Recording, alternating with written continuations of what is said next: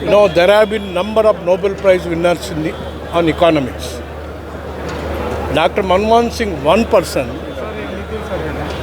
was more than above those Nobel Prize winners. Not only that, all those knowledge of economics which he has acquired, he has utilized it on the field, and all conflicts were resolved, both the law and order, political, or economics. He is the one person, I think he marveled it and resolved it peacefully.